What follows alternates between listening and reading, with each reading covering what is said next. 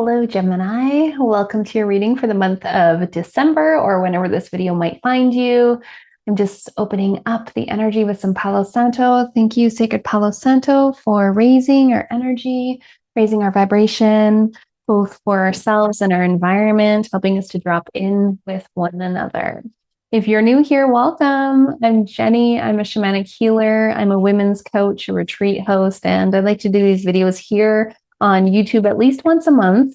Of course, the more you guys like these videos, the more likely I am to show up for them. That's how the algorithm works. The more people who like it, the more people who will see it. I'm going to start off with the general energy for the Gemini collective for the month ahead.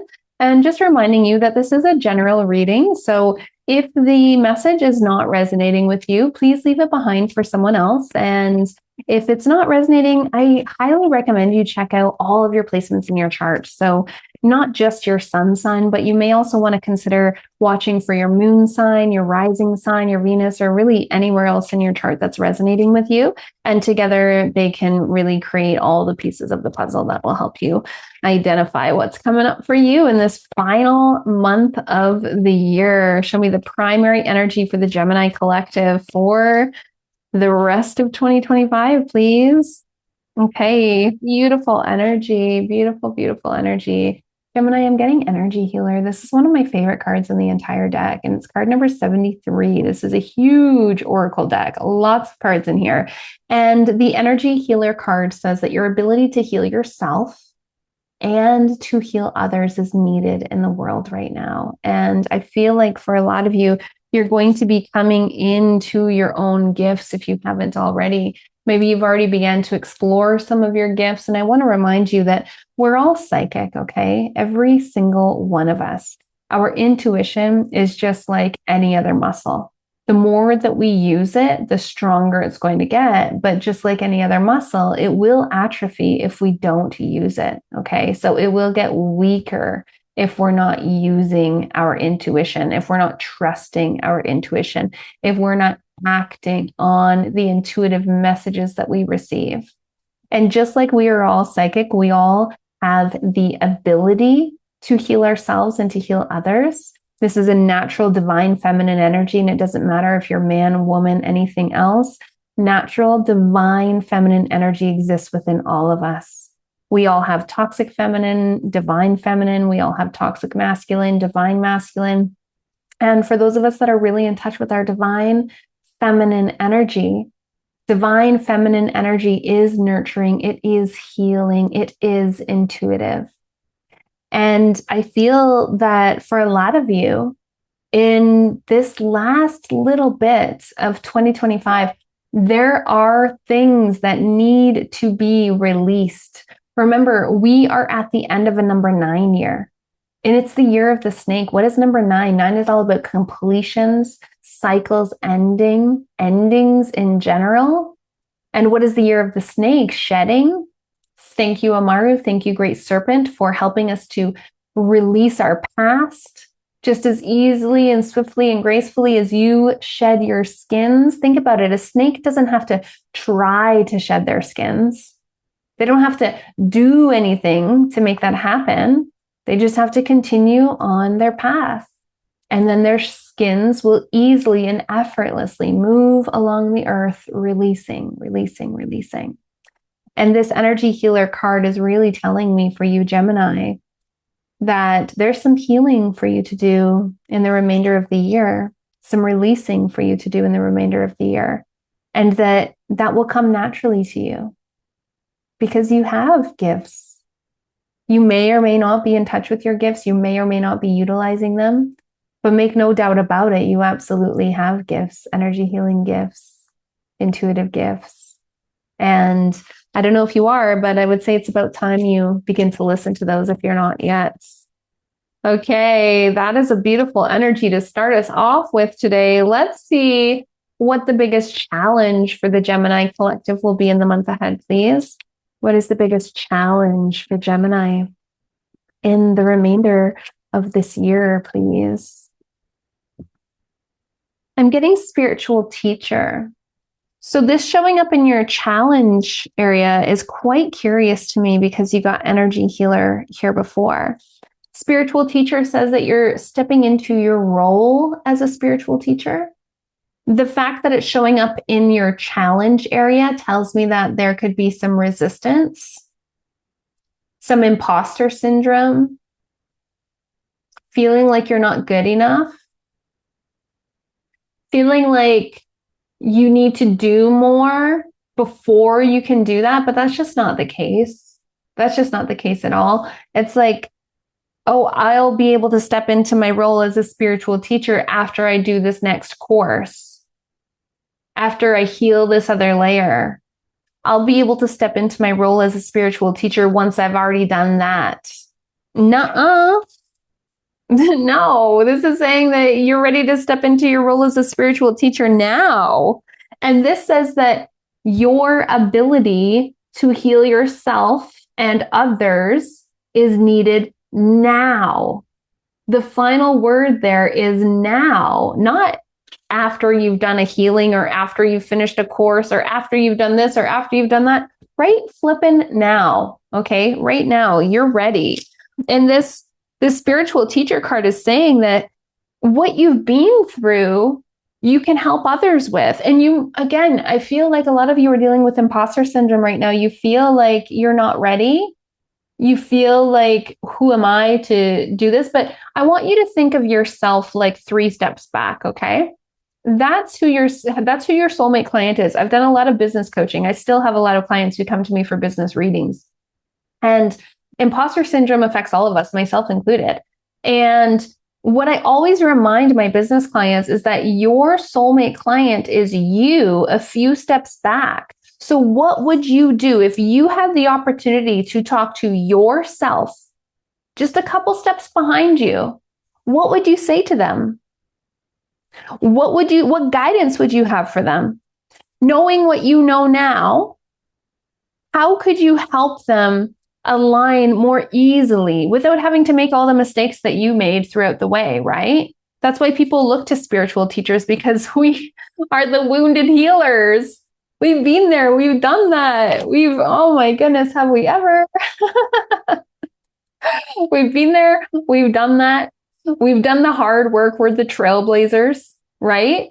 And then those that we're meant to serve, they come to us because we've already made these mistakes, and they want to get on their path, and they don't want to have to make all the mistakes, and they'll make their own for sure. I don't know why I keep using the words mistakes, that they're lessons, right? They're spiritual growth lessons.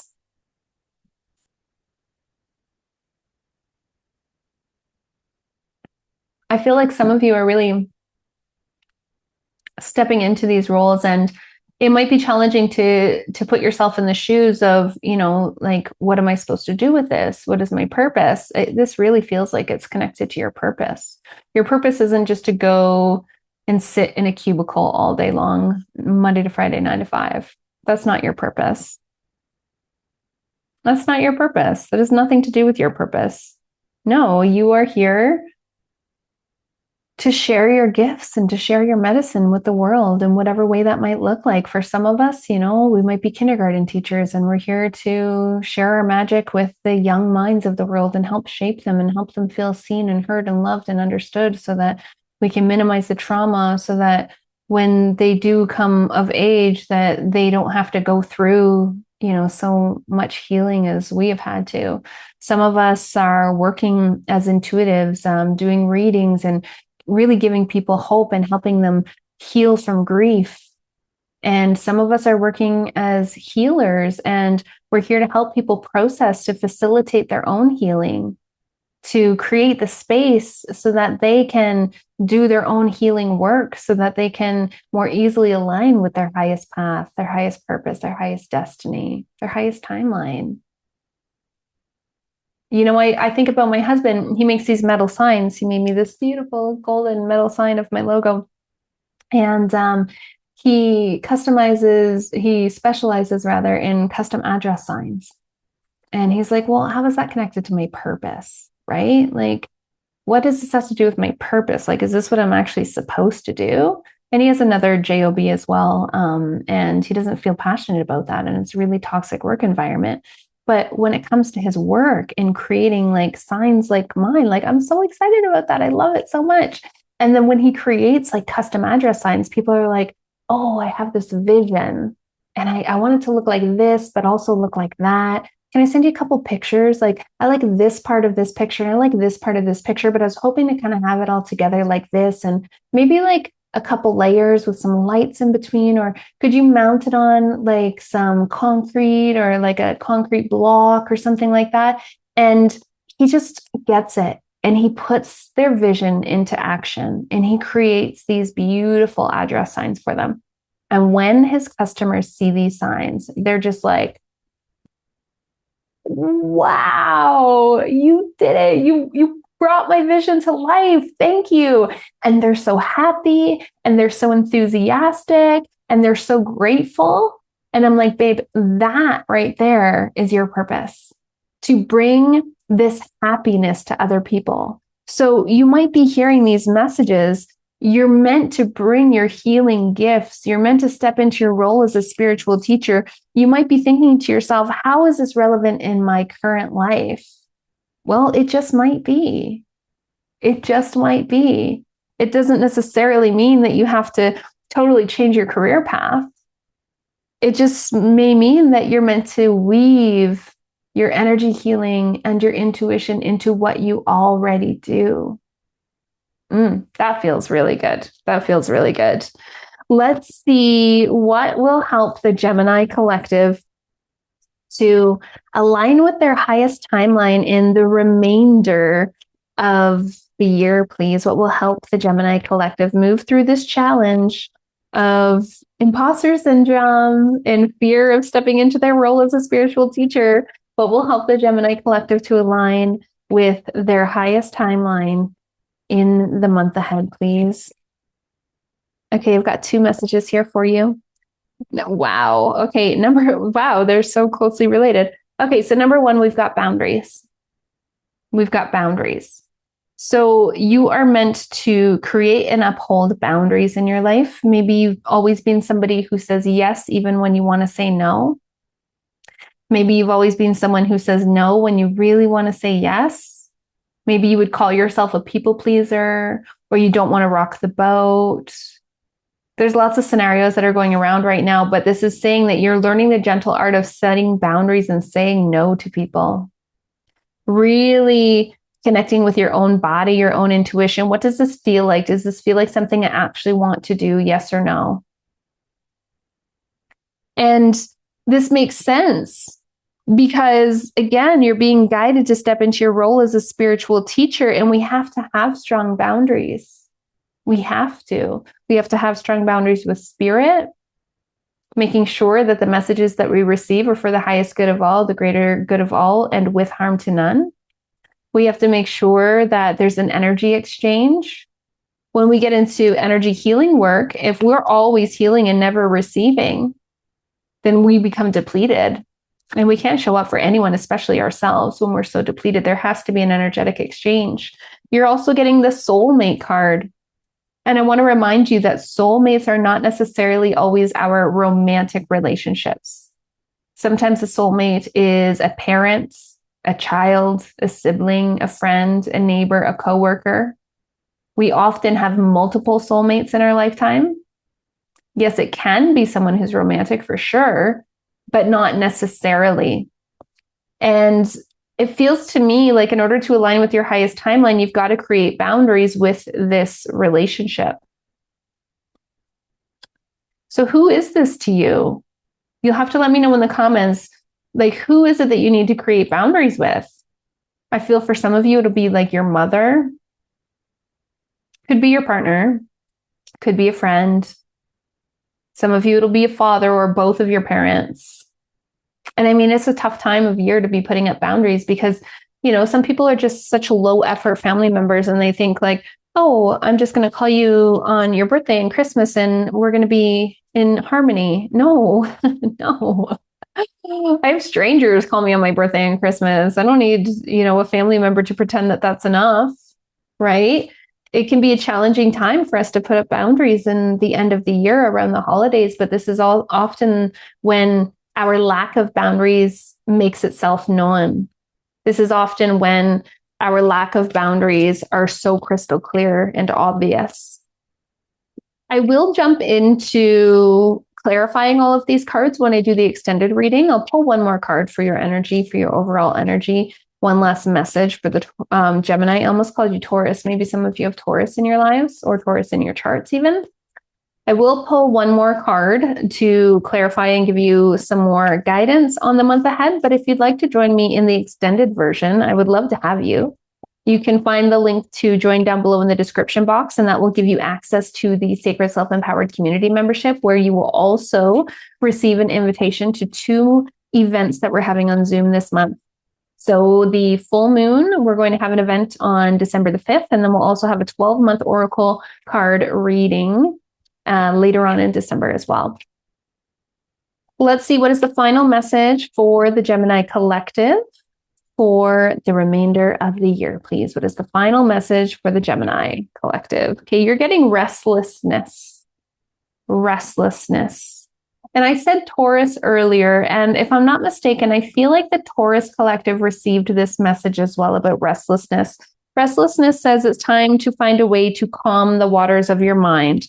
This imposter syndrome energy that I'm picking up here, this energy of what's ready to be released, what's ready to be let go. It feels to me like you're feeling quite restless about it. And when I see the message, it's time to calm the waters of your mind, I take that quite literally. So when I see this message for myself, I like to go to the water. So if you have a lake, a river, an ocean, a creek, a pond, something like that around you, you could go to the water.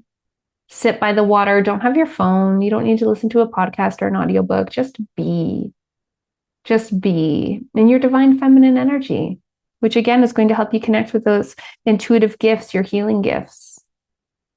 If you don't have the opportunity to go near the water, you could always get in the water.